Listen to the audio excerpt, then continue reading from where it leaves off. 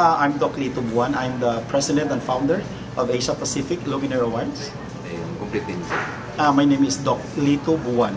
Buwan. Yes. So ano sir pinaka-objective sir at paano sa siyang bigyan ng mga awards? Yeah, ang Asia Pacific Luminaire Awards started actually with our advocacy na to give recognition doon sa mga mga hindi napapansin na mga people or individual or companies na malaki naman ang i-contribute nila dito sa ating bansa or sa community.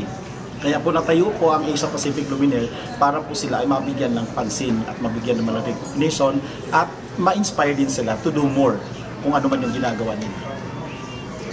And pansin po natin talagang mga well-known personality yung binibigyan po natin ng recognition daw.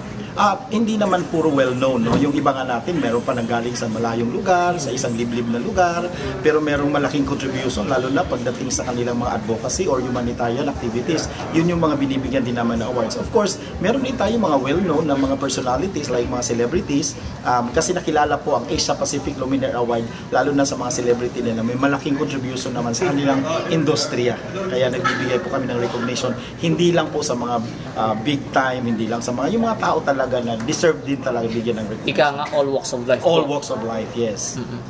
Okay, ano sir mensahe mo sa mga tatanggap ng mga Awardee? Sa mga awardees namin for this year, sa aming 9th Asia Pacific Luminaire Award, congratulations po, and you deserve this award. At naway magpatuloy po kayong gumawa pa na mas mabuti, mas marami pang gagawin para sa ating mga kababayan, lalo-lalo na yung mga hindi napapansin. Sa mga gusto din naman na sumali sa aming next 10th Asia Pacific Luminaire Award, message lang po kayo and wait, isubmit nyo lang po yung mga documents for our evaluation. Okay. Salamat po, maraming salamat.